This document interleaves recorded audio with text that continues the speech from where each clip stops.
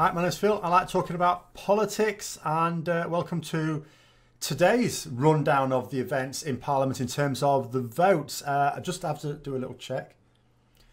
We had some issues yesterday. Apparently my hand was going down Theresa May's top. We're just going into John Bercow's shirt. Is that worse or better? I have a feeling it's not worse. So we'll go with this. We'll have the Speaker of the House in the background. So he allowed several motions today. The way this thing works, the Speaker of the House, lots of people put forward motions. He chooses which ones will go up for a debate and a vote because there's only time to do so many. And he has to make that judgment based on likely support for it. There's no point in throwing anything in that is certain to fail.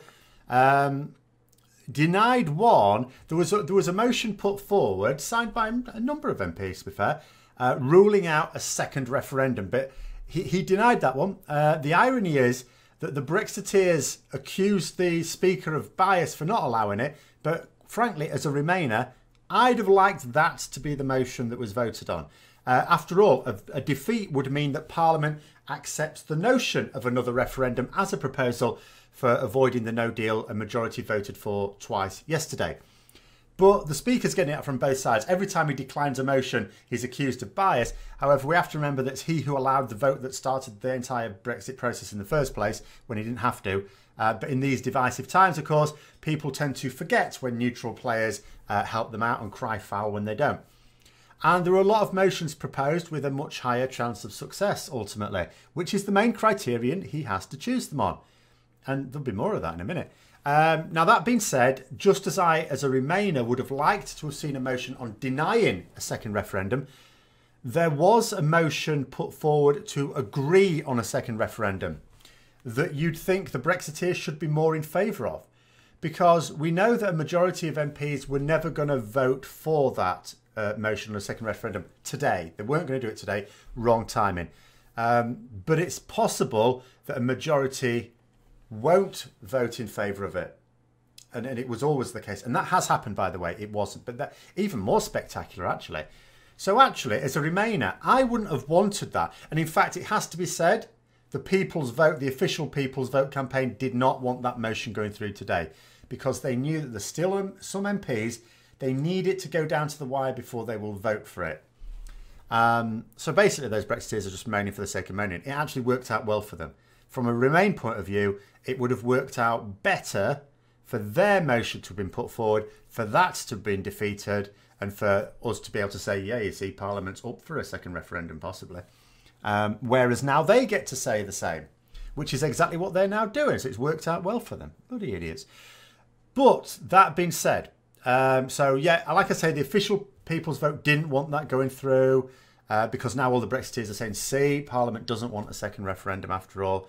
Jeremy Corbyn hasn't been working on support in the House. He hasn't even been mentioning it, except for one funny moment today. So the timing was just very, very poor. That being said, the motion was put forward and Jeremy Corbyn refused to back it, even whipping his MPs to abstain from it. He didn't even allow them to vote on it if they wanted. Official Labour position is support for a People's Vote. Actual Labour position, no, you're not voting for a second referendum. Now, supporting it wouldn't have stopped him supporting it again. So simply saying, oh, you know, it's the wrong time. Yes, it is the wrong time, but you could still have voted for it at the right time as well. The motion was going ahead regardless. To actually oppose it, not directly oppose it, but at least abstain from it, was ridiculous. And there might be some people who are trying to say, but he didn't want to back a losing motion. Every single one of his motions has been defeated. Every single one, including the motion he put forward today. He has not yet put forward a motion that has succeeded. He's supported motions that have succeeded, but he has not once put forward one that has succeeded. Well, correct me if I'm wrong here. Certainly hasn't recently. The only reason he wouldn't support it, it's not because it makes it less likely to get support later on. It's because he doesn't want to and because it was put forward by the independent group. And he is a spiteful little goblin and he can't be having any part of that. So, I mean, I cannot believe what's happened to the party on my watch, on his watch, sorry, rather. You know, because that's what it is. It's a watch for him. I wish he would understand this. It's not his party as in his property. You know, he's the custodian of it. You know, he's supposed to be preserving and strengthening it for future members and leaders, and he's doing anything but. In fact, it's after his old mucker Michael Foot. He first of all split the Labour Party, and now Jeremy Corbyn's doing it as well. Anyway, even just whipping his MPs to abstain from it wasn't good enough for some front bench MPs. This is how ridiculous his front bench is. So we've already had situations where the actual front bench, the government front bench, have defied the leadership and even resigned positions to vote against what Theresa May wants them to. And yeah, you know, you can expect in these divisive times potentially that to happen on the front bench as well. But there were some Labour front benchers, members of the shadow cabinet, his leadership team, that have resigned from his shadow cabinet specifically to vote against something that had no chance of success. I can understand, on a point of conscience, resigning a ministerial position to vote in favour of or against a motion that needs your vote. To do so when it didn't, they've just done it out of like a point of principle, but not like a moral principle, just stupidity, because all they had to do was abstain. Abstaining is fine when you know that's going to make it lose. So this is the stupidity of the people who've got around him, seriously. So Ruth Smythe was one of those people. There were a couple of others as well, and she's resigned. There were a couple of others as well. I don't know if they've resigned or not, or just done, because this has happened before, where they've defied the whip and then just not resigned, and he hasn't done anything about it. So we'll have to see. Now, there were a few motions, actually. There was a motion that would ban Theresa May from bringing her deal back for a third time, because that's what she now says she wants to do. So a motion was put forward to ban her from doing it. But it was pulled. And the reason it was pulled was because MPs are accepting that they obviously believe there's a decent chance the Speaker could do it. That's certainly the reason given. There was no support in the end for it. Didn't even go to a vote. It wasn't even put for a vote. And this is sort of true. Here's the thing. The Speaker of the House decides what motions go forward. For Theresa May to present her deal again to Parliament, she has to put forward a motion. The Speaker could deny it on the basis that she's already put that exact same motion up for a vote 2 times, and it was defeated by a massive margin on both occasions. He'd be well within his rights to do that. And obviously MPs have taken the view that he may do that. But here's the thing. It's a very serious matter for a Speaker not to allow an official government motion. Although he's got grounds for doing so, this is not, this is not like a private member's bill. This is not just an ordinary motion. This is a government motion. Just like the leader of the opposition's motion. Corbyn's motions never win. Ever. But he still gets to keep putting them through. The Speaker just puts it through on the nod. Would he... He has shown he's willing to stand up to the government, the Speaker, to be fair to him. But would he really deny her? I'm not so sure. I don't think I would. I'm not so sure. But, there we go. MPs have in that sense, they're allowing her to do it effectively. They're leaving it up to the Speaker to deny her, but we don't know that the Speaker will deny her. He hasn't been able to say that he would. There was another motion as well that was an attempt to take control of parliamentary business away from the Prime Minister, albeit for just one day next Wednesday. The idea was that Parliament next Wednesday would hold a series of indicative votes on what they might support. Remember, what the EU have been saying is that, yeah, we're up for an extension, maybe, but you have to have a good reason for it. In other words, you need to have consensus. In fact, what Donald Tusk has said today is that for an extension to be granted, the UK has to change its Brexit strategy and has to achieve consensus. So, in other words, the Parliament, has to agree on something. Not agree on, oh, we don't want no deal, or we don't want this, we don't want this. No, not agreeing on what you don't want, agreeing on what you do want. That's what this was. That's what this motion was. Next Wednesday, loads of people would put forward their proposals. Parliament would vote on them. Hopefully something would get a majority. And it's like, hey, that's our position. That is our consensus. But it was defeated. Not defeated by much. It was defeated 318 votes to 302. But it was still defeated. So come what may, Parliament have now decided to allow the schedule of the last days of this Brexit process to be organised by Theresa May. So unless she has a cunning plan, she will just be the chief lemming. They've just basically said that to her. Now, when it came to the Prime Minister's own motion, she decided today that her MPs should actually support it. You know, that made a change from yesterday. But one hilarious moment came when not only did Brexiteer cabinet members vote against the whip, just remember yesterday we had Remainer cabinet members abstaining, not voting against the whip, but abstaining, which is, you know, not as serious, but it is still, you're not supposed to do it. But, you know, Stephen Barclay, the Brexit secretary, I'm assuming there's some sort of competition in government to see who can do the most ridiculous thing. So Theresa May yesterday, 3-line whip to get her MPs to vote against her own motion. Stephen Barclay, he basically, for all these motions, someone stands up and gives a speech in support of it. Sometimes various other MPs will say something in support or you know, opposing to it as well. But when it's a government motion, a member of the cabinet stands up and gives a speech. Stephen Barclay, the Brexit secretary, gave the speech urging Parliament to vote for an extension to Article 50. And then he voted against it.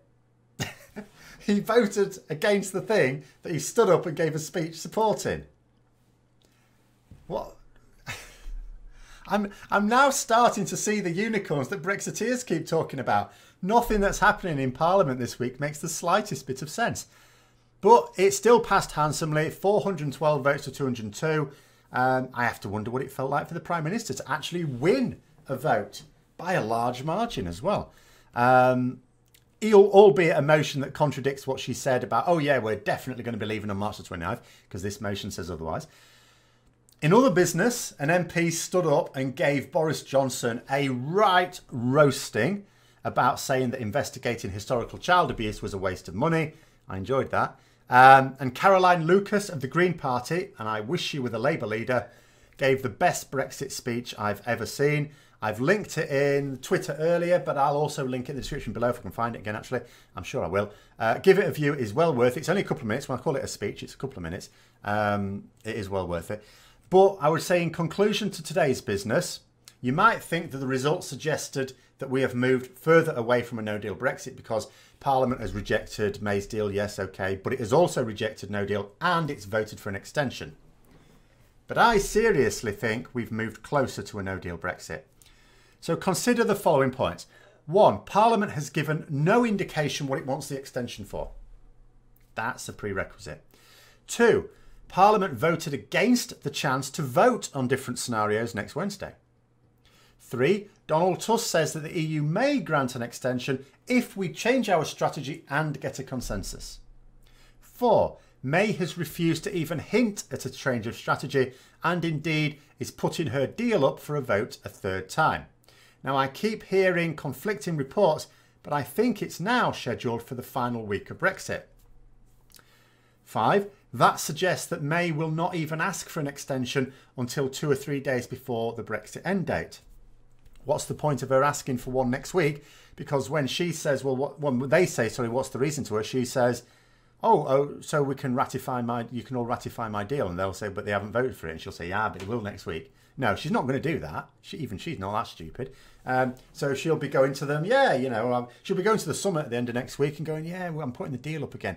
I've got a real good feeling the ERG have promised to vote it, you know, and they always keep their word.